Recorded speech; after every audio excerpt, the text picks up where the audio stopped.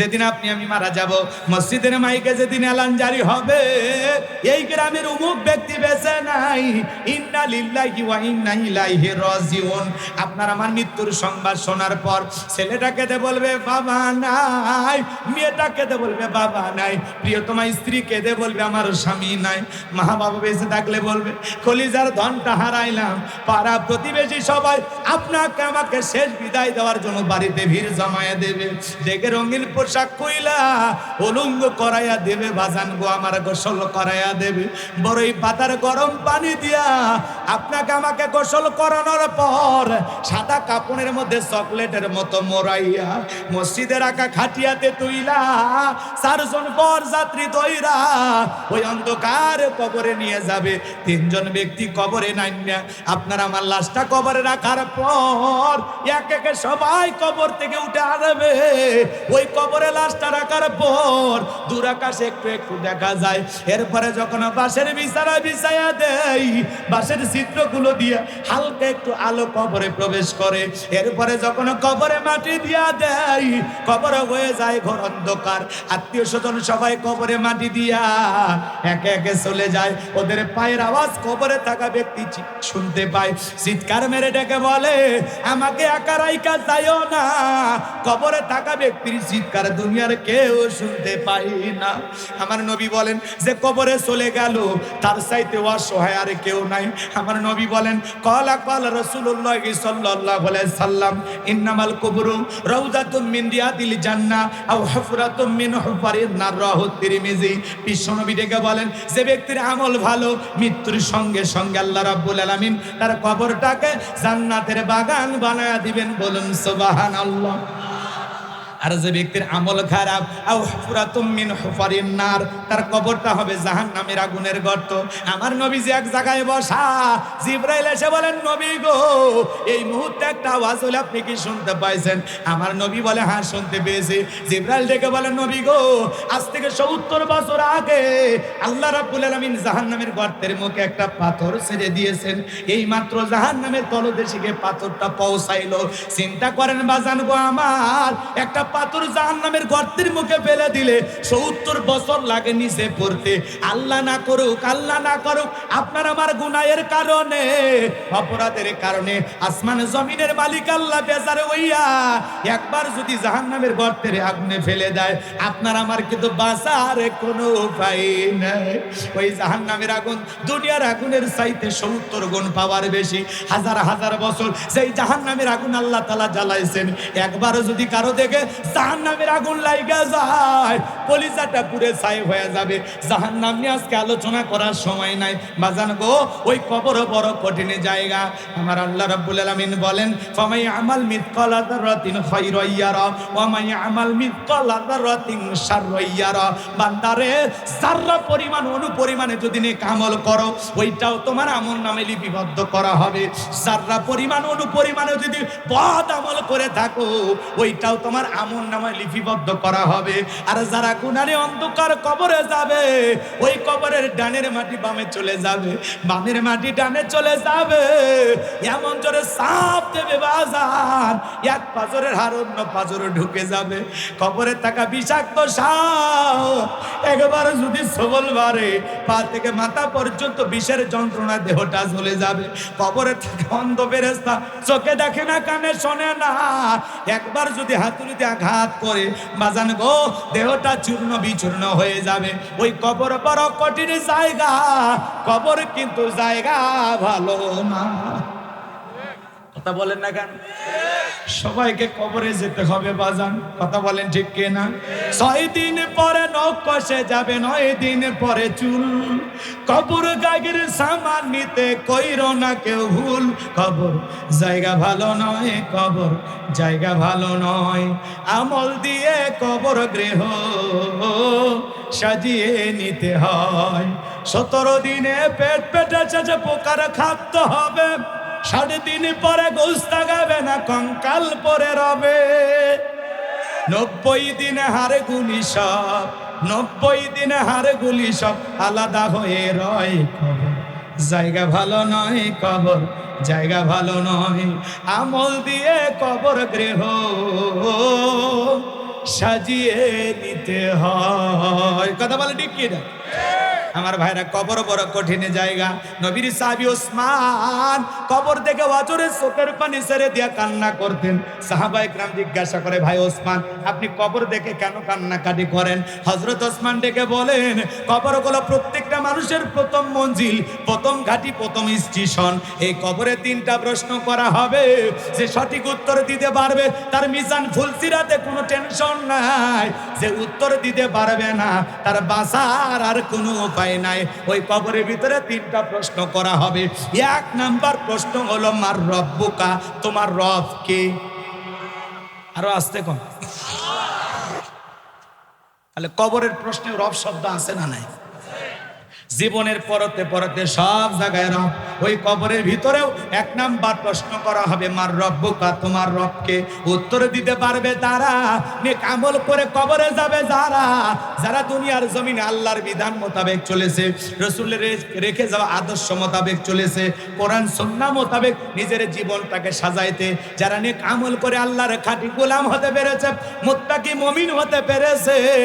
ভালো করে বুঝবেন, যারা রবের গোলামির মাধ্যমে আল্লাহর নৈকট্য লাভ করেছে, আল্লাহর সেই মুমিন বান্দা কবরে যাওয়া মাত্রই ফেরেশতারা যখন প্রশ্ন করবে, মার রব্বুকা, ওই নেককার বান্দা আল্লাহর মুমিন মুত্তাকি খাঁটি মুসলমান উত্তর দিয়া বলবে, রব্বি আল্লাহ, রব্বি আল্লাহ, আমার রব আমার আল্লাহ। মুখস্থ থাকলে লাভ হবে না। যারা নেককার আল্লাহর খাঁটি মুমিন মুত্তাকি বান্দার, যারা নেক আমল দিয়ে জীবনটা সাজাইছে, তারা উত্তর দিতে পারবে।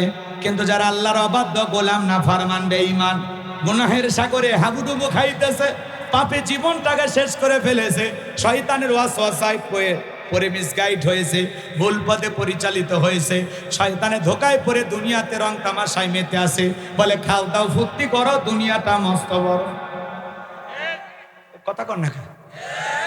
এই যে কয়েকদিন পর আসতেছে, নাম কি? 31st night. কথা কর না? হ্যাপি নিউ ইয়ার আছে না নাই? এ যুবক, 31st নাইট পালন করার জন্য পাগল হয়ে যাইতেছো। কবরের ফার্স্ট নাইটটা কেমন হবে, কবরের পহেলা রাতটা কেমন কাটবে জানার দরকার আছে না নাই? তুমি কবরের রাতের কথা চিন্তা করো না যে আমার কবরের পহেলা রাত কেমনে কাটবে। তুমি 31st নাইট পালন করার জন্য পাগল হয়ে যাও, পিকনিক পার্টির আয়োজন করো, বক্স ভাড়া নিয়ে লাফালাফি করো, বন্ধু বান্ধব বান্ধবী মিলে নাচানাচি করো। মুসলমান, তুমি যদি সত্যি আল্লাহর গোলাম হইতা, তোমার পক্ষে এরকম রাত্রি যাপন করা তোমার জন্য কখনো বৈধ হতে পারে না। কথা বলেন ঠিক কিনা? একটা বছর চলে যায়, কত পাপ করেছি, গুনাহ করেছি, তওবা করতে হবে। আল্লাহ 2023 সালে যত গুনাহ করেছি মাফ করে দাও। 31st নাইট পালন করা তো দূরের কথা, 2 রাকাত নফল নামাজ পড়ে আল্লাহর কাছে কেঁদে কেঁদে বলেন, আল্লাহ এই বছরে যত অপরাধ হয়েছে, যত গুনাহ হয়েছে আপনি মাফ করে দেন। আগামী বছর 2024 সাল যেন ভালো কাটে, বেশি করে যেন আপনার গোলামি করতে পারি, বেশি করে যেন নেক আমল করতে পারি। আল্লাহ আগামী 24 সাল আমাদের জন্য বিজয়ের কথা বলেন, বিজয়ের বছর হিসেবে কবুল করে নেন।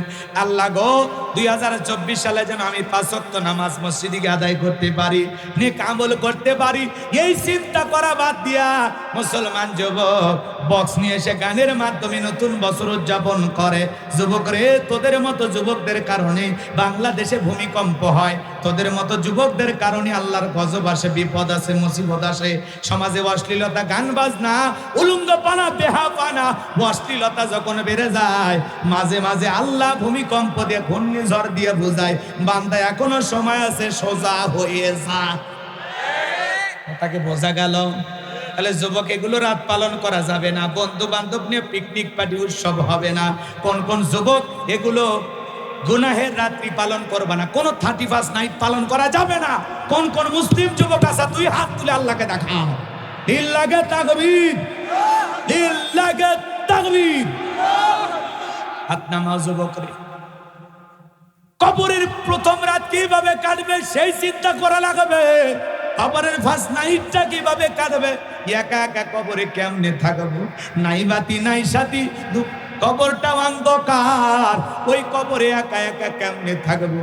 সেই কবরের চিন্তা তোমাকে আমাকে করা লাগবে রে যুবক। তাহলে ওই কবরে 1 নাম্বার প্রশ্ন করা হবে, মার রব্বুকা, তোমার রবকে। উত্তর দিতে পারবে তারা, নেক আমল করে কবরে যাবে যারা, আল্লাহর খাঁটি গোলাম হয়ে কবরে যাবে যারা।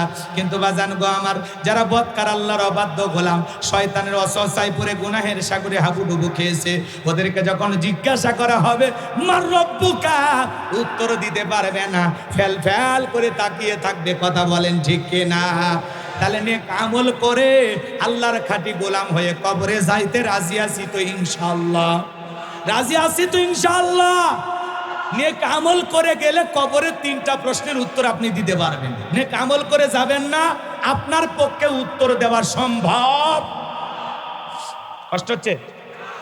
তাহলে আল্লাহ বলেন ইন্নাল্লাযীনা ক্বালু রাব্বুনাল্লাহ, নিশ্চয় যারা বলে আমি তাদের রব। আমাদের রব কে? আরো জোরে বলেন তো কে? এই দুনিয়ার জমিন আল্লাহ যখন মানুষকে একটু পাওয়ার দেয়, একটু ক্ষমতা দেয়, একটু রাজত্ব দেয়, জিরো থেকে হিরো বানায়, একটু ক্ষমতার চেয়ারে বৈশা কাবুস নামের ফেরাউন নিজেকে দাবি করেছিল আনা রাব্বুকুমুল আলা, আমি বড় প্রভু, আমি বড় খোদা। জোরে কন নাউজুবিল্লাহ। এই ফেরাউন ছিল ভবঘুরে যুবকের, বাল্যকালের নাম হলো কাবুস। শোনেন, কয়েকটা মিনিটে বলে যায়, শোনেন, এদিক খেয়াল করেন, মনোযোগ দিয়ে কথাগুলো শুনবেন, ভালো লাগবে ইনশাল্লাহ। শোনেন, এর নাম ছিল কাবুস। কি নাম? কাবুস। বলকেও বলা হতো। কিপ্তিদের তরফ থেকে স্পেশাল একটা নাম ছিল রামসিস। মিশরের বাদশা হওয়ার পর উপাধি নাম হলো ফেরাউন। কি নাম? আরো জোরে বলেন কি নাম? ভালো করে বুঝবেন বাজান গো আমার। এ ছিল ভবঘুরে যুবক। ভবঘুরে যুবক মানে বোঝেন না? যারা এলাকায় কোনো কাজকর্ম পাই না, ইয়াবা ফেন্সিডিল গাঁজা মদ খায়া গাছক ধাক্কা মেরে কই ভাইজান সাইড দেন, আছে না? বউ যদি দরজা খোলে, মুখের বাপ তুমি ঢোলকা, কই মা তুই বুঝবো না, আজ একটু বেশি পরিমাণে মাল খাসি। এরকম ইয়াবা খোর ফেন্সিডিল খোর আছে না নাই? সন্ধ্যা হলে জিকির করে ইয়াবা ইয়াবা ইয়াবা, লাফালাফি কইরেন না। 12:30 বাজলে আমি দোয়া করব। আমি 1 মিনিটও বাড়াবো না। আপনাদের অবস্থা খুবই খারাপ, বুঝতে পারছি। অনেক রাত জেগেছেন আপনারা, ক্লান্ত মানুষ। যত দ্রুত শেষ করা যায় আমি চেষ্টা করবো ইনশাআল্লাহ। তাহলে শোনেন, এ ছিল একটা ভবঘুরে যুবক। বোঝেন না ভবঘুরে যুবক মানে? বোঝেন তো? যার খাইয়া কোনো কাজ নেই। এ ছিল এলাকা একটা শেষরাসর। শেষরাসর বোঝেন? এখন জানেন যে মহিলা 3 পিস চুরি করে, গাবলা বালতি চুরি করে, এরকম মানে শেষরাসর। হাঁস মুরগি চুরি করে, এরা কি বড় চোর? এরা শেষরাসর। মানে একেবারে চোরের মধ্যে লাউ কদু কুমড়া, হ্যাঁ, বা মহিলাদের কাপড় চোপড় চুরি করে। এলে একেবারে চুরির দিক দিয়ে সবচাইতে ছোট ছোট। আমার ভাইয়েরা ভালো করে বোঝেন, যে কথা বলতে চাচ্ছিলাম, এই ভবঘুরে যুবক ফিরাউন চলে গেল মিশরে।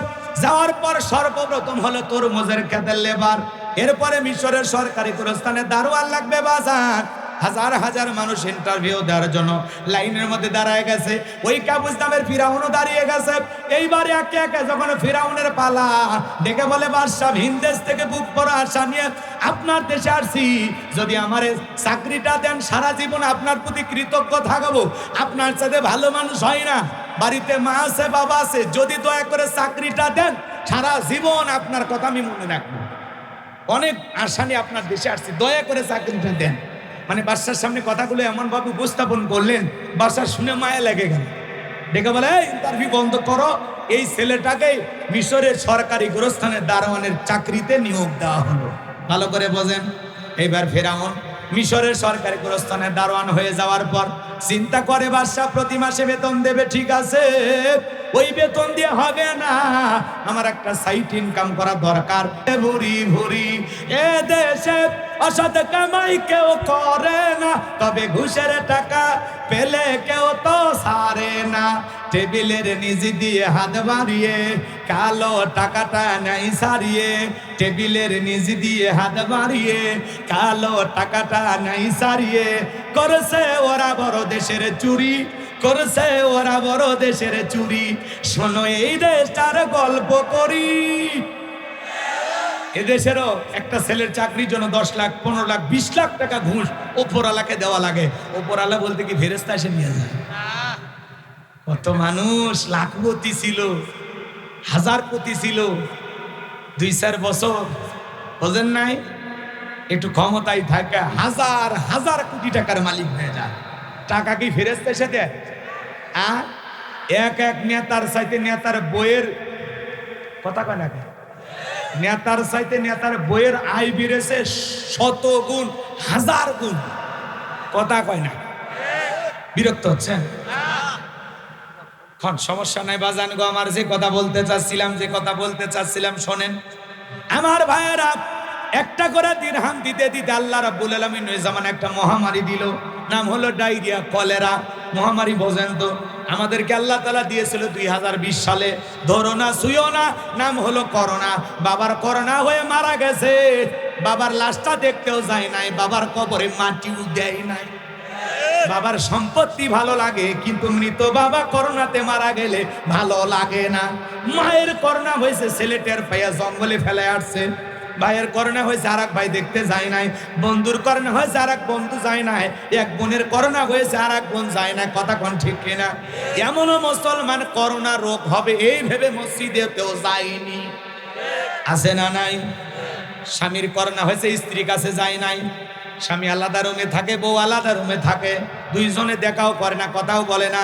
স্বামীর জন্য একটু খাবারের প্লেট রেডি কইরা লম্বা একটা বাঁশের লাঠি নিয়া ঠেলা দিয়া স্বামীর ঘরের ভিতরে খাবার ঢুকে দিয়েছে। কথা কোন ঠিক কিনা? স্বামী যখন সুস্থ হয়েছে ডেকে বলে, জোসনার বাবা, আমি তোমারে কত ভালোবাসি তুমি তো জানো না। তুমি আমার জান, তুমি আমার পরাণ, তুমি আমার কলিজার আধখান। আসল দিয়ে মুখ মুছে দিতেছে। কথা কয় না? আমি তাহাজ্জুদ করে তোমার জন্য দোয়া করেছি, আমার ময়নার বাপের হায়াত আল্লাহ 500 বছর বাড়াইয়া দাও। স্বামী তখন ডেকে বলে, আমারে কত ভালোবাসিস আমার জানা আছে। যখন আমি করোনা রোগী ছিলাম তখন তুই আমারে বাঁশ দিয়া খাওয়াইছিস। কথা কন ঠিক কিনা? এই করোনা মহামারী বুঝা দিয়েছে দুনিয়াতে কেউ কারো আপন না। কথা কন ঠিক কিনা? আপনি ভাবতেছেন আপনি মারা গেলে আপনার পরিবারের লোকেরা অসহায় চলতে পারবেন না। দুর্মি, আপনি একটা গাধা, আপনি ভুল পথে আছেন, ভুল কথায় আছেন। কারণ ভালো করে বোঝেন, আপনি মারা গেলে ওরা আপন গতিতে চলবে। আপনার জন্য আপনার পরিবারের কোনো কিছু আটকে থাকবে না, মিলফেট করে আটকে থাকবে না। আপনি মারা গেলেও সব আপন গতিতে চলবে। দুনিয়াতে কারো জন্য কোনো কিছু বসে থাকে, বরঞ্চ বউ বাচ্চা স্ত্রী সন্তান দুনিয়া প্রাধান্য দিতে গিয়ে আমরা আল্লাহকে ভুলে গেছি। কথাকে বোঝা গেল? চোখটা বন্ধ করে দেখেন, কেউ কারো আপন না। আপনি মরে গেলে আপনার বউ খুশি হতে পারে। ওই যে দেখলেন না জামালপুর, শুনছেন? কথা কয় না, টাঙ্গাইলের এক ছেলে পরকিয়া কইরা প্রেম কইরা বিয়ে করেছে। বাজার প্রেমিককে বিয়ে করেছে, বৈধ বউ যেভাবে হোক বিয়ে করছে। তো বিয়ে করার পরে এই ছেলেটা টাঙ্গাইলের শ্বশুর বাড়িতে আসছে। ওই মেয়েটা আবার এই প্রেমিক ছেলে স্বামী ছেলেটাকে ঘোরার জন্য নিয়ে গেছে চরের ভিতরে, জামালপুরে। চরের ভিতরে নিয়ে যায়, আগে ভাগে বন্ধু বান্ধব রেডি ছিল, ওদেরকে দিয়ে ছেলেটাকে পিটাইয়া মাইরা বালুর ভিতরে বালু মাটি চাপা দিয়েছে। বউ পরকিয়া প্রেমের সাথে জড়িত হইয়া স্বামীকে নিয়ে যায় মারিয়া বালু চাপা দেয়। এটা বউ না ডাইনি? এর নাম রেশমি, এর কত কাহিনী। স্বামীক মারে হয়েছে আসামি। কথা কন ঠিক কিনা? এটা বউ না সাজান জল্লাদের চাইতেও খারাপ। কথা কন না, রাগ করছেন আপনারা মনে হয়? কয়েকদিন আগে এক বউ ঝগড়া লাগে, স্বামীর কান এক কামড় মেরে ছিঁড়ে ফেলে। এরকম বউ যার দুনিয়াতে জাহান্নাম তার। কথা কন না কেন? চিন্তা করেন, এই টাঙ্গাইলের মেয়ে এই ছেলেটাকে বিয়ে করে স্বামীকে নিয়ে জামালপুর ডাকাতের চরে গেছে। নামটাও জটিল।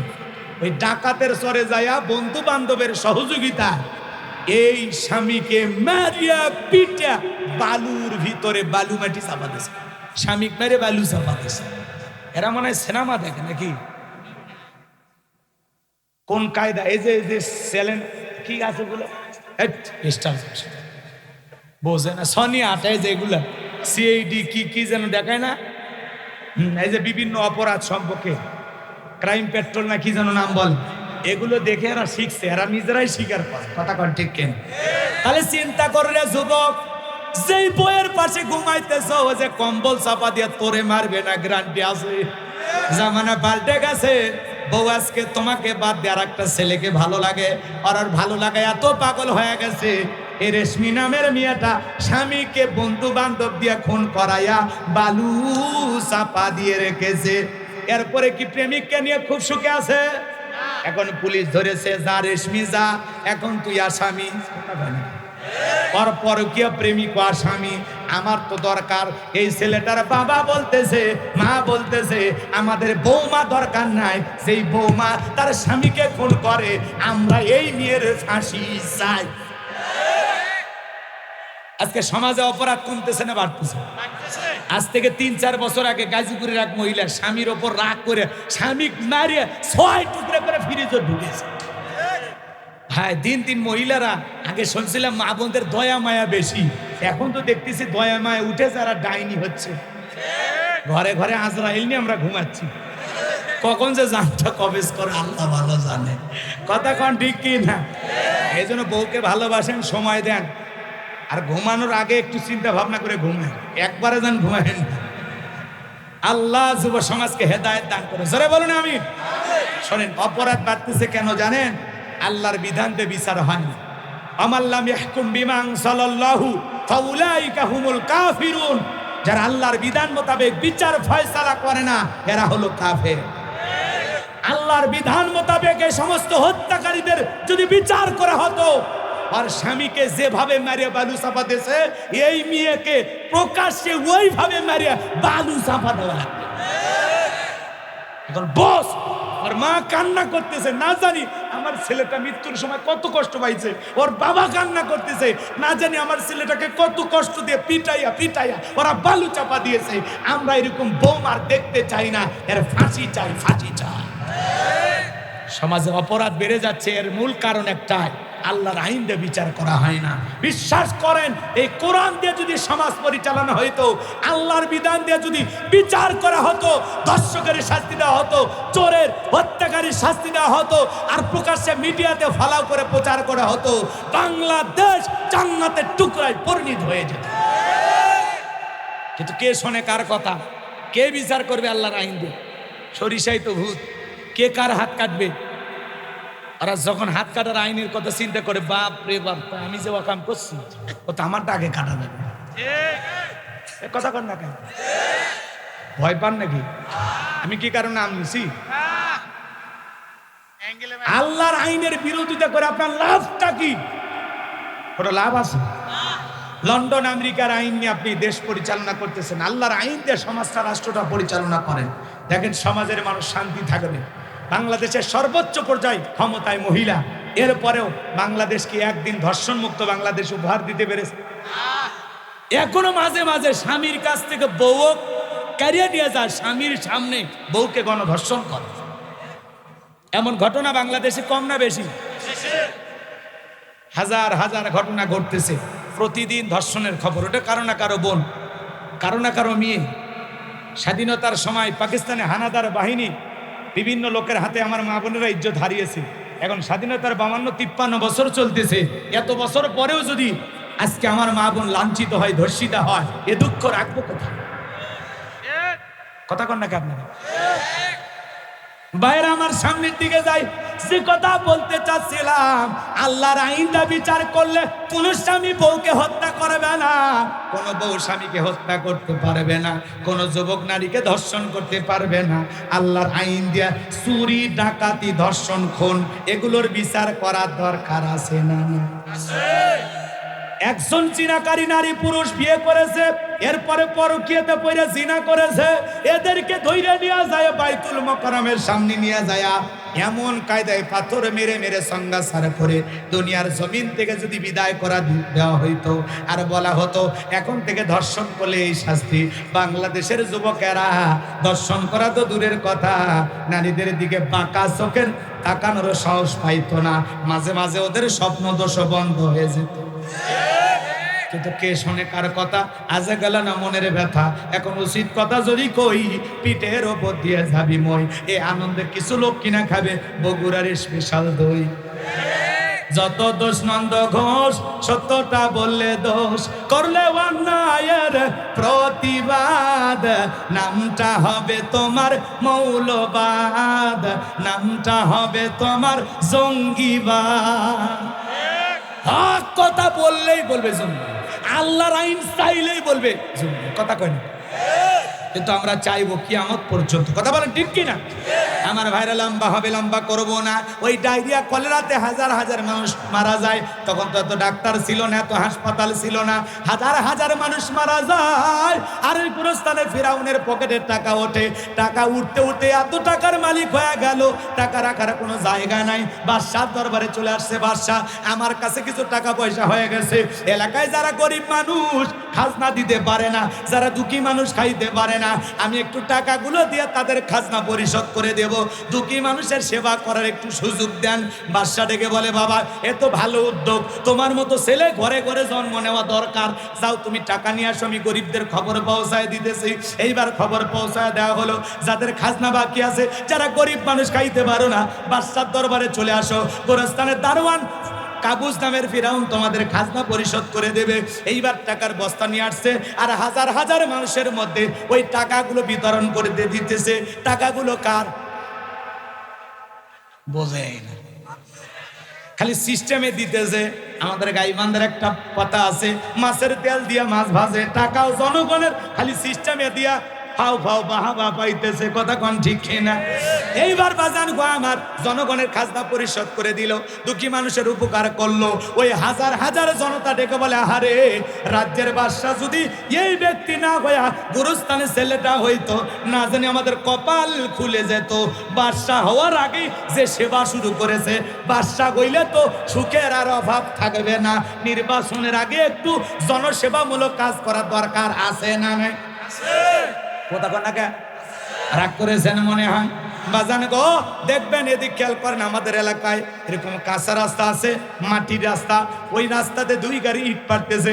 মানুষজন আইসা বলে, বাবা তুমি তো নেতা হও নাই, ইট পাড়তেছ, ব্যাপার ডাকি। ছেলেটা বলে, শোনেন বৃষ্টি হলে আপনাদের ছেলে মেয়ে স্কুলে যাইতে পারে না, আপনারা বৃষ্টি পানি কাদা হইলে হাটে বাজারে যাইতে পারেন না, আপনাদের দুঃখ কষ্টের কথা মনে হলে রাতে আমার ঘুম আসে না।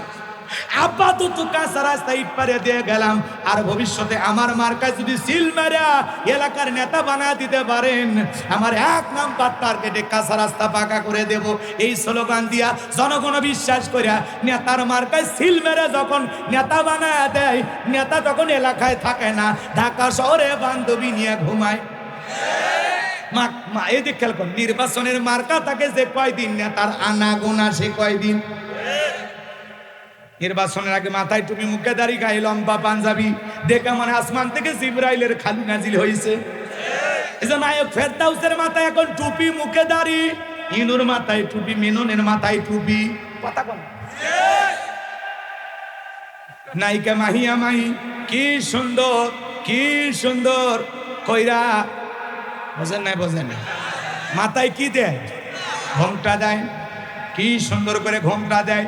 এক নেতা তো বলে দিল, আমার মাহির কাছে প্রশ্ন, ওই একদিনে কয় টাকার মেকআপ লাগায়, মানে চেহারাতে কত টাকার মেকআপ লাগায়? 10,000 টাকা নাকি খরচ হয়। আমি তো আর জানি না, আমি কি এবার এগুলো মেকআপ সম্বন্ধে ধারণা না আছে। যাই হোক, এই যে মাহিয়া মাহি যে কায়দায় দোয়া চাওয়া শুরু করছে, ভাই আমার মনে হয় ট্রাক মনে হয় দ্রুত গতিতে চলবে। কথা কন ঠিক কি? সরিষার খেতে যায় ভোট চায়, দুঃখী মানুষকে ভোট চায়, আজকে আবার রাস্তার গরিব মানুষকে ধরে বলতেছে, দেখে আমাকে একটা সুযোগ দেয়। ওই যে যতদিন কাছে আসতেছে তত আর অভিনয় বাড়তেছে, নায়িকা যে অভিনয় যায়। কথা কন না কে? এক মহিলা ডেকে বলে, তোমার এমপি বানাইলে তুমি তো ঢাকায় যা থাকবা। বলে, আম্মা গো কথা দিলাম ঢাকায় যা থাকবো না। কথা কয় না?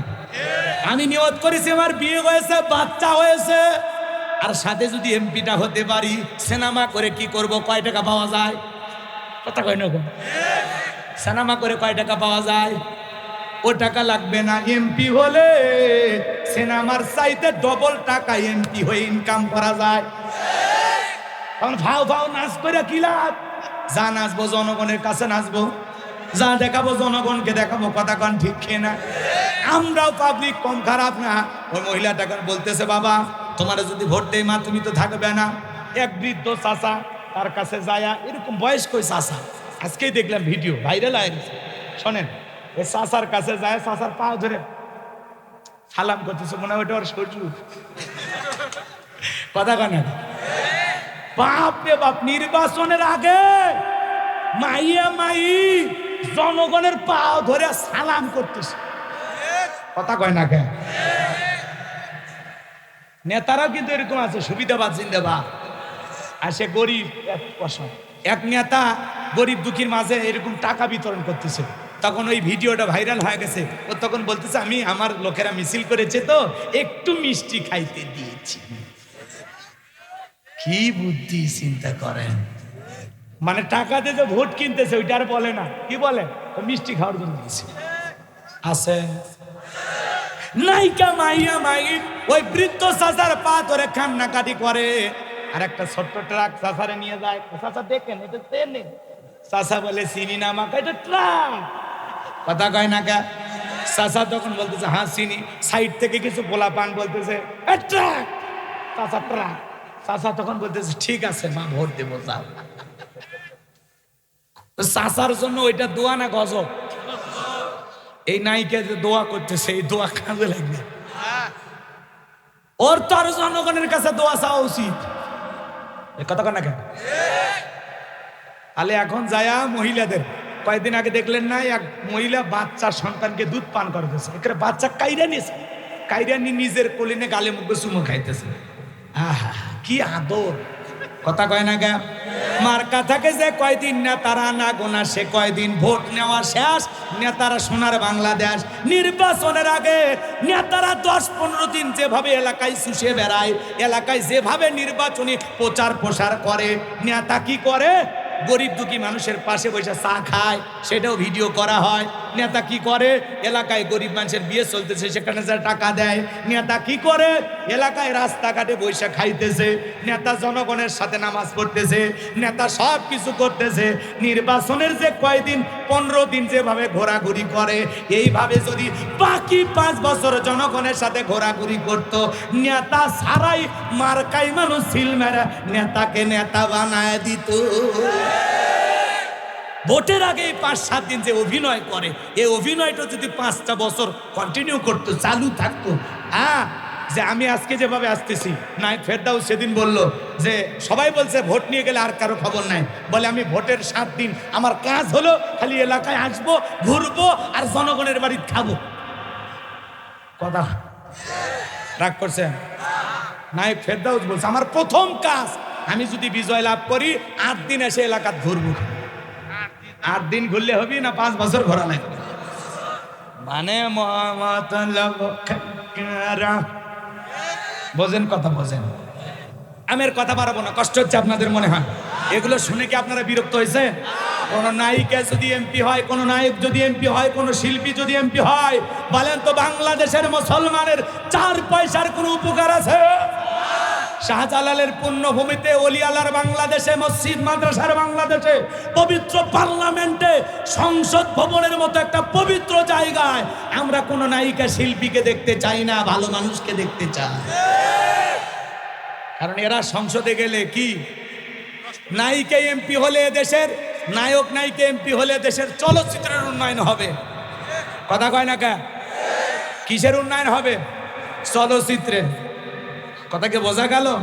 শিল্পী এমপি হলে দেশের গান বাজনা বাড়বে, অশ্লীলতা বাড়বে। কথা ঠিক কি না? ভালো মানুষকে সমাজের নেতৃত্ব দেওয়ার জন্য এগিয়ে নিয়ে যেতে হবে। কথা বলে ঠিক কিনা? আল্লাহ আমাদের সঠিক বোঝার তৌফিক দান করুন। জোরে বলুন আমিন। এজন্য বাজার লম্বা করব না, লম্বা করব না। যে কথা বলতে চাচ্ছিলাম গভীর মনোযোগ দিয়ে গুনাহগার কথাগুলো শুনে যান। এইবার জনগণের খাজনা পরিশোধ করে দিল, হাজার হাজার জনগণ খুশি হয়ে গেল। ওই দেশের মন্ত্রী ছিল, মারা গেল, নির্বাচন শুরু হয়ে গেল। আগে তো জনগণের মন কাইরা নিছে, এইবার জনগণ সবাই মিলে ডেকে বলে আমরা এক চান্সে ভোট দিয়া ওই কাবুজ নামের ফিরাউনকে মিশরের মন্ত্রী বানায় দেব। এইবার মিশরের মন্ত্রী হয়ে যাওয়ার পর বার্ধক্যজনিত কারণে অল্প সময়ের ব্যবধানে ওই দেশের বাদশাহ যিনি ছিল, বাদশাহ মারা গেল। এইবার ফিরাউন সমস্ত জনগণ আর পাতিনাতা সাতিনাতা সবাইকে ডাইকে বলে শোনো, রাজ্যের বাদশাহ মারা গেছে, বাদশাহ ছাড়া তো একটা দেশ চলতে পারে না, তোমরাই বলো রাজ্যের বাদশাহ হবে কে? সমস্ত জনগণ ডাইকা বলে আপনার চরিত্র আগে আমাদের জানা হয়ে গেছে, আপনি যদি আমাদের বাদশাহ হয়ে যান আমাদের কারো কোনো আপত্তি নাই। জনগণ যখন তাকে স্লোগান দিয়া সমর্থন দিল, নেতারাও তখন ডেকে বলে জনগণ যেহেতু সমর্থন দিয়েছে আপনাকে নেতা মানতে আমাদের কোনো আপত্তি নাই। এইবার নেতাদের আর জনগণের সমর্থন পাইয়া ওই কাবুস নামের ফিরাউন হয়ে গেল মিশরের বাদশা। মিশরের বাদশাহীর চেয়ারে বসার পর, সিংহাসনে বসার পর হামানকে ডেকে বলে, এ টাকো হামান, তুই এদিকে আয়। হামানের মাথায় কোনো চুল ছিল না, সাদে মাল নাই, বাম্পার লট, পুরো মাথা ছিল দমদম এয়ারপোর্ট। হামানকে ডেকে বলে, হামান এদিকে আয়, তুই হবি মন্ত্রী, আরে আমি হব মিশরের বাদশা, দুইজন মিলে মিশর পরিচালনা করব। এই স্লোগান দিয়া নেতা ক্ষমতার চেয়ারে বসে গেল। রাতের বেলায় ঘুমাইতে গেলে ফিরাউনের চোখে কোনো ঘুম আসে না, আজে বাজে স্বপ্ন দেখে লাফালাফায় ওঠে। 2-3 রাত চলে যায়, ফিরাউন ক্ষমতা পাইছে ঠিকই, চোখে কি নাই, কথা কোন না, ঘুম বোঝেন, ঘুম কার নিয়ামত?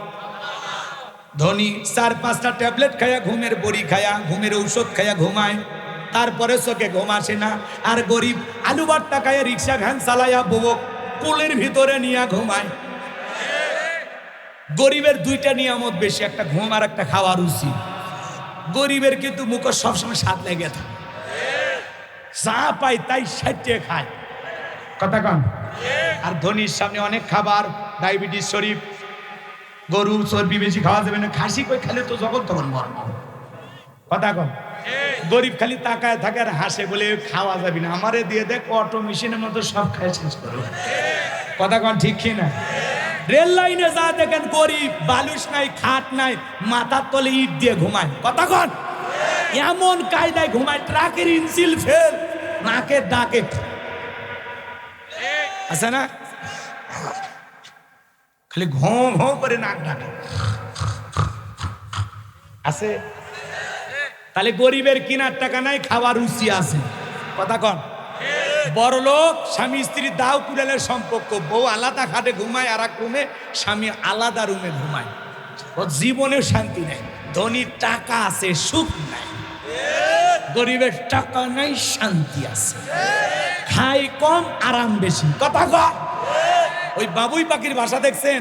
ওই বাবুর পাখির, ওই দেখ, ওই বাবুই পাখি যে বাসা বানায়, ওর ভিতরে যেরকম ভালোবাসার অভাব নাই, গরিবের ঘরেও ভালোবাসার অভাব, কথা কন, ঠিক কি না?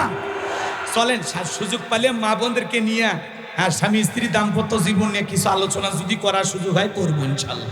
শেষের দিকে, এখন না, শোনেন, সামনের দিকে যাই বাজান গো আমার। ফেরাউনের চোখে ঘুম নাই, তার দরবারে জ্যোতিষী ছিল 400।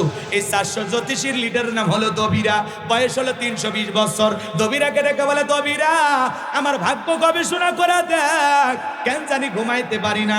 দবিরা এবার ভাগ্য গবেষণা করে বলে, নেতা যদিও ছিলেন ভব করে যুবক, তরমুজের খেতের লেবার, গোরস্থানের দারোয়ান, মিশরের মন্ত্রী, বর্তমান রানিং বাদশা, আঙ্গুল ফুলে কলার গাছ, কিন্তু আপনার ভবিষ্যৎ জীবন বড় অন্ধকার।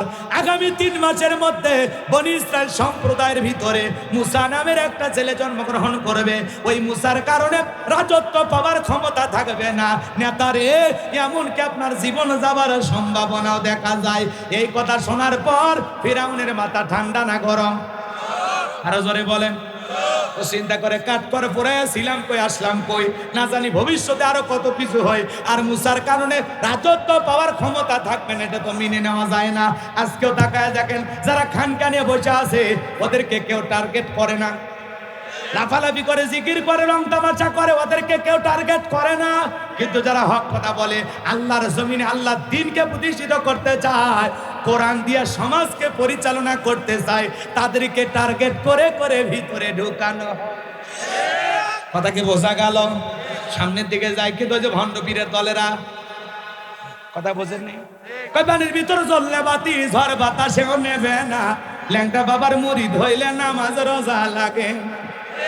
ভণ্ড আছে না? কষ্ট হচ্ছে? খবরদার ভণ্ড পীরের কাছে যাওয়া যাবে। যে পীর বলবে নামাজ লাগবে না, ওটা পীর না, টাটকা শয়তান, কথা কন না। কয় সিজদার মতো একটা সিজদা দিবি, জান্নাত পার হয়ে জাহান্নামে ঢুকতে পারবি। আল্লাহ এই সমস্ত ভণ্ডদের হাত থেকে আমাদের হেফাজত করুন। জোরে বলুন আমিন। আরো জোরে বলুন আমিন। আজকে ভণ্ড পীরের কথা বলবো না, চলেন সামনের দিকে যাই। হক্কানি আল্লাহওয়ালারা ছিল, আছে, থাকবে, কথা বলেন ঠিক কিনা?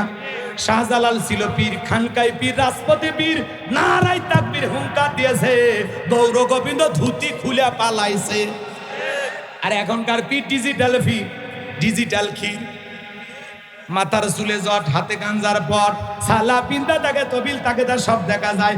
গাঁজা খাইয়া মুস্তারি লাল বানাইছে, টর্চ লাইট মেরে মুখ কোথাও খুঁজে পাওয়া যায় না। আজকে মাজার গুলো হলো গাঁজা খাওয়ার নিরাপদ জায়গা। গাঁজা খাইয়া এমন কায়দায় ধোয়া ছাড়ে, রাস্তা থেকে প্রশাসনের লোকেরা দাঁড়িয়ে থেকে বলে মনে হয় ও রোষের রান্না চলছে। কথা কন ঠিক কিনা? তাহলে ভণ্ড পীর যেখানে তোমরা সত্যবাদীদের সঙ্গী হও, যে পীরের পা থেকে মাথা পর্যন্ত নবীর সুন্নত দিয়ে ঢাকা, যার চেহারার দিকে তাকাইলে আল্লাহর কথা স্মরণ হয়। কথা বলে ঠিক কিনা? যে পীর নিজের ইমামতিতে মুরিদদেরকে নিয়ে নামাজ আদায় করে, এগুলো হলো পীর। কথা কন না কেন? এই যে মুফতি আলাউদ্দিন জিহাদি সাহেব, উনি বলতেছেন যে আদর্শীর সাথে আমার কোনো সম্পর্ক নাই। কথা কয় না কেন? আমি দেখে বুঝলাম তারা অনেক শিরিক বেদাতের সাথে লিপ্ত। এই কথা বলতেছেন আমি আমার পীর সাহেবদেরকে ঠিকই ভালোবাসি, আবার অন্য অন্য দরবারে নিয়েও কথা বলেছেন। আমরা বলতে চাই প্রিয় ভাই, আছেন আমরা চাই একেবারে ফিরে আসা, আগের যে বক্তব্য দিয়েছেন সেখান থেকে নিজের আত্মসমালোচনা করে তওবা করে একেবারে কোরআন সুন্নাহর সঠিক দাওয়াত আগামী কাল থেকে মানুষের সামনে দেন। কথা বলে ঠিক কিনা? উনি কিছুটা ফিরে এসেছেন। কথা কয় না কেন? আপাতত বলতেছেন যে আটরশি এই দরবারের সাথে আমার কোনো সম্পর্ক নাই। সারা বাংলাদেশের সবাই জানে কম বেশি যেখানে অনেক শিরিকি কাজ হয়, বেদাতি কাজ হয়। কথা বলে ঠিক কিনা? অনেক ধরনের পীরের পায়ে সিজদা দেওয়া, নারী পুরুষ একত্রে, মুসলিম অমুসলিম সব মানুষ পীরের কাছে বায়াত গ্রহণ করে। কথা বলে ঠিক কিনা? এখানে গরু ছাগলে মানুষ যায়, অনেক ধরনের বেদাত চালু আছে। এই জন্য আমরা মুফতি আলাউদ্দিন জিহাদি ভাইয়ের জন্য দোয়া করি। আল্লাহ পাক যাকে এত সুন্দর তার বয়ান, তিনি কোরআন সুন্নাতে চমৎকার কথা বলতে পারেন, তিনি একজন কিতাবী আলেম, তার জন্য আমরা দোয়া করি আল্লাহ পাক যেন যেটুকু বুঝ দিয়েছেন পুরোটা বুঝে পরিপূর্ণভাবে ইসলামের পথে আল্লাহ পাক তাকে যেন কবুল করেন। জোরে বলেন আমিন। তার জবান এদিক খেয়াল করেন, এতদিন যেই জবান দিয়ে বিভিন্ন ধরনের কথা বলেছেন, কথাকে বোঝেন না, বিভিন্ন দরবারের পক্ষে, বিভিন্ন বাবার পক্ষে, আমরা চাই ওই জবান দিয়ে যেন কোরআন এবং সুন্নাহর সঠিক তাফসীর বের হয়। কথা বলে ঠিক কিনা? মুফতি আলাউদ্দিন জিহাদি ভাইকে আল্লাহ পাক ইসলামের জন্য কবুল করুন। আরো জোরে বলুন আমিন। যতটুকু ভুল বুঝতে পেরে ফিরে এসেছেন, আমরা চাই পুরোটা ফিরে এসে তওবা করে তিনি নতুন ভাবে দ্বীনের দায়ী হয়ে আবারও সঠিকভাবে কোরআন সুন্নাহর কথাগুলো জাতির সামনে উপস্থাপন করবেন। মুফতি আলাউদ্দিন জিহাদি সাহেবকে আল্লাহ রাব্বুল আলামিন ইসলামের জন্য, দ্বীনের জন্য কবুল করুন। জোরে বলুন আমিন। তার পূর্বের সমস্ত বক্তব্যের ব্যাপারে দুঃখ প্রকাশ করে জাতির সামনে আবারও ফিরে এসে আল্লাহ রাব্বুল আলামিন কোরআন এবং সুন্নাহর আলোকে তার কণ্ঠ দিয়া এই জাতির সামনে হক কথা বলার তৌফিক দান করেন। জোরে বলুন আমিন। আজ হোক কাল হোক সবাইকে মৃত্যুবরণ করতে হবে। আমরা শিরিক করতে চাই না, কুফরি করতে চাই না, বেদাতের সাথে থাকতে চাই না। ভণ্ড পীর যেখানে, হ্যাঁ, হক্কানি আল্লাহ ওয়ালাদের সাথে থাকতে হবে। ওয়াকুনু মাস সাদিকিন, তোমরা সত্যবাদীদের সঙ্গী হও। যে পীরের পা থেকে মাথা পর্যন্ত নবীর সুন্নাত দিয়ে ঢাকা, সেই পীরের সাথে সম্পর্ক রাখা লাগবে। যেখানে কোনো মহিলা যায় না, নারী আছে, যেখানে ফিতনা আছে, নারী পুরুষ একত্রে হইয়া ঢোল তবলা বাজায় জিকির করে, এই ভণ্ডদের দরবারে যাওয়া যাবে? জোরে বলেন যাওয়া যাবে? আল্লাহ মুসলমানকে সঠিক বুঝদান করুন। আরো জোরে বলুন আমিন। পীর ছিল শাহজালাল, শাহপরান, শাহ মাকদুম, বাইজিদ বোস্তামি, আব্দুল কাদের জিলানী, আল্লামা খাজা মঈনুদ্দিন চিশতি রহমতুল্লাহ আলাইহি, রংপুরের কেরামতুল্লাহ, বগুড়ার শাহ সুলতান, রাজশাহীর শাহ মাকদুম, বাগেরহাটের খান জাহান আলী। বড় বড় আল্লাহ ওয়ালাদের কারণে এদেশে ইসলামের প্রচার প্রসার হয়েছে, এদেশের মানুষ ইসলাম পেয়েছে। কথা বলে ঠিক কিনা? টুপিওয়ালা দাড়িওয়ালা হয়েছে আল্লাহ ওয়ালাদের দাওয়াতের কারণে। এই ফুরফুরার আল্লাহ ওয়ালারা এসে এই জমিনে, বসিরহাটের আল্লাহ ওয়ালারা এসে এই জমিনে ইসলামের প্রচার প্রসার করেছে। কথা বলে ঠিক কিনা? এই জন্য হক্কানি আল্লাহ ওয়ালাদের সাথে থাকবো। যে পীর নিজের ইমামতিতে মুরিদদেরকে নামাজ আদায় করে, যে পীর ঘরে পীর, খানকায় পীর, আবার রাজপথে বীর, ইসলামের ওপরে, রসুলের ওপরে, হ্যাঁ, আল্লাহর ইজ্জতের উপরে যখন আঘাত আসে, নানান ধরনের কুরুচিপূর্ণ মন্তব্য বাতিলেরা করে, তখন তার প্রতিবাদও জানাইতে হবে। কথা বলে ঠিক কিনা? নবীজির অপমানে যদি না কাঁদে তোমার মন, মুসলিম ভাই তুমি মুনাফিক, নবীজির দুশমন। কথা বলে ঠিক কিনা? আল্লাহ আমাদের সবাইকে রসুলের খাঁটি উম্মত হওয়ার তৌফিক দান করেন। জোরে বলুন আমিন। আরো জোরে বলুন আমিন। মুফতি আলাউদ্দিন জিহাদি ভাইকে আল্লাহ রাব্বুল আলামিন দ্বীনের সঠিক বুঝ দান করুন। জোরে বলুন আমিন। আল্লাহ রাব্বুল আলামিন তার কণ্ঠ দিয়ে হকের আওয়াজ বের করার তৌফিক দান করুন। জোরে বলুন আমিন।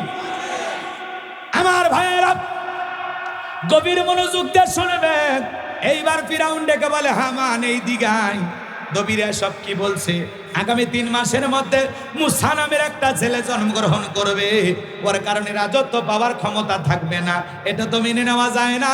হামান দিকে বলে, নেতা টেনশন নাই, মাইট ইজ রাইট, জোরজার মূল্য তার, পাওয়ার রাজত্ব ক্ষমতা আমাদের হাতে, আমরা যা বলবো মিশরের জনগণ তাই মানতে বাধ্য। বলে কি করতে চাস? এইবার বাজান গো আমার হামান ডেকে বলে, নেতা যত ছেলে সন্তান জন্মগ্রহণ করবে সবাইকে জবাই করে করে দুনিয়ার বুক থেকে বিদায় করে দেব, তাহলে মুসার আগমন ঘটবে না। এই কথা শোনার পর ফিরাউন ডেকে বলে, হামান রে আসলে তোর মাথায় বুদ্ধি আছে, তবে শোন, ছেলেগুলোকে জবাই করবি, মেয়েগুলোকে জবাই করবি না, কারণ ছেলেদের মধ্যে আমার শত্রু আছে, মেয়েদের মধ্যে কোনো শত্রু নাই। তার মানে চোর হলেও মানুষ ভালো, মোবাইল নিয়ে গেল, সিম কার্ড খুলে দিয়ে গেল, কথা বলেন ঠিক কিনা? এইবার ছেলে সন্তান হইলে ফিরাউনের সেনাবাহিনী ধরে আর জবাই করে, ধরে আর জবাই করে। মুসা মাত্র কয়জন? জোরে জোরে, মুসা হলো একজন, আরে জালেমেরা জবাই করে হাজার হাজার। এজন্য জালেমদের কাছে অপরাধ করে একজন, আর জালেমেরা সেই অপরাধের শাস্তি হাজার জনের উপরে চাপায়া দেয়, কথা বলেন ঠিক কিনা? এইবার মুসা সন্ধ্যে জবাই করতে করতে 3 মাস পার হয়ে গেল। দবিরাকে ডেকে বলে, দবিরা এইবার ভাগ্য গবেষণা করে দেখো, আমার পথের কাটা মুসা মরলো না বাঁচলো। এইবার দবিরা ভাগ্য গবেষণা করে দেখে, নেতা গো যদিও 3 মাসের ব্যবধানে হাজার হাজার সন্তানকে জবাই করে করে দুনিয়ার বুক থেকে বিদায় করে দিয়েছেন, কিন্তু আপনার পথের কাটা মুসা এখনো মরে নাই, মরে নাই, মায়ের কোলে জীবিত আছে, সুস্থ আছে, কিন্তু কোন বাড়িতে আছে এইটা বলার ক্ষমতা আমাদের নাই। বলেন আল্লাহু আকবার। ওয়া মাকারু ওয়া মাকারাল্লাহ আল্লাহু খায়রুল মাকিরিন। খেলাকা আল্লাহ চাই মুসারে বাঁচাইতে, আর ফিরাউন চাই মারতে, ওর 14 গোষ্ঠী এক জায়গায় হয়ে মারতে পারবে? এবার ফিরাউন রাগান্বিত হয়ে গেল, ডেকে বলে, সেনাবাহিনীর দল পুরো এলাকায় তল্লাশি চালাও, এখন পর্যন্ত আমার শত্রু মুসাকে মারতে পারলা না, যাও এলাকায় ছড়িয়ে পড়ো। এইবার চতুর্দিকে ফিরাউনের সেনাবাহিনী যখন ছড়িয়ে পড়লো, এলাকায় তল্লাশি চালাইতে লাগলো। একদল সেনাবাহিনী মুসা নবীর বাড়ির দিকে রওনা করেছেন। মুসা নবীর বড় বোন নাম তার মারিয়ম, ডেকে বলে, মা ওই যে ফিরাউনের সেনাবাহিনী দেখা যায়, মা আর বুঝি ভাইকে বাঁচানো গেল না, ভাইকে তুমি কই লুকিয়ে রাখবা? বাজান গো আমার, এইবার মুসা নবীর মা সন্তানকে কোলের মধ্যে নিয়া এদিক সেদিক দৌড়ায়, কে যেন গাইবে আওয়াজ দিয়া এলহামের মাধ্যমে বলে, মুসার মা চুলার ভিতরে তোমার ছেলেটাকে ফেলে দাও, কথা দিলাম গো তোমার সন্তানকে আবার তোমার কোলেই ফেরাইয়া দেব। এইবার মুসা নবীর মা তাই করলেন। ফিরাউনের সেনাবাহিনী পুরো বাড়ি তল্লাশি চালায় চলে গেলেন। এইবার মুসা নবীর মা চুলার ভিতরে তাকায় দেখে মুসা নবী চুলার ভিতরে পড়ে মুস্কি মুস্কি হাসি, বলুন সুবহানাল্লাহ। সন্তানটাকে কোলের মধ্যে নিলেন, গালে মুখে চুমা খাইলেন, আবারও কে যেন এলহামের মাধ্যমে বলে, মুসার মা কতদিন জালেমদের ভয়ে সন্তানটাকে লুকিয়ে রাখবা, সিন্ধুক একটা বানায়া দরিয়ার বুকে ভাসায় দাও, কথা দিলাম গো আবারও তোমার সন্তানকে তোমার কোলে ফেরাইয়া দেব। মুসা নবীর মা টেনশনে পড়ে গেলেন, সিন্ধুক পাবেন কোথায়? সকালবেলা কে যেন ডেকে বলে, মিস্ত্রি লাগবে মা। আমি একজন মিস্ত্রি। মুসা নবীর মা ডেকে বলে, মিস্ত্রি এদিকে আসো, তুমি কি বানাইতে পারো? মিস্ত্রি ডেকে বলে, মা আপনি যদি মনে করেন এমন একটা সিন্ধুক আপনার দরকার, সেই সিন্ধুকের ভিতরে আপনার সন্তানকে তুলে দরিয়ার বুকে ভাসায় দেবে না মা, আপনি চাইলে এরকম সিন্ধুক আমি বানায় দিতে পারি। মুসা নবীর মা ডেকে বলে, মিস্ত্রি তুমি তো আমার মনের কথা বলেছো, এইরকম একটা সিন্ধুকই তো আমার চাই।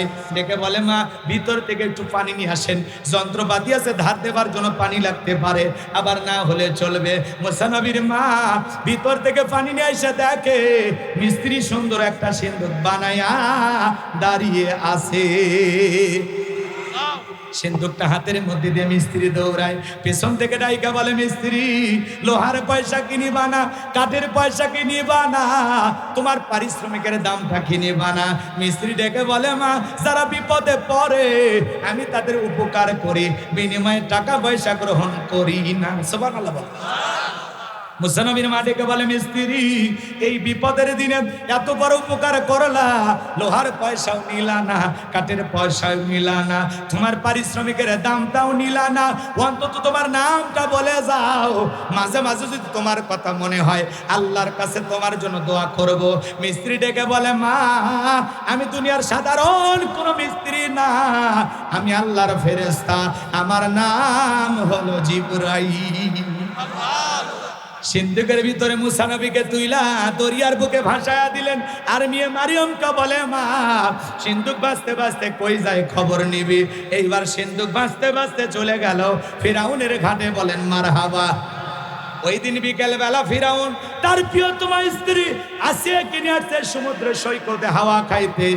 কাফের হওয়ার পরে ফিরাউন মাঝে মাঝে বউকে নিয়ে বিনোদন করত, মাঝে মাঝে বউকে নিয়ে এখানে সেখানে ঘুরতে কোনো আপত্তি নাই, হালাল বিনোদনে কোনো বাধা নেই।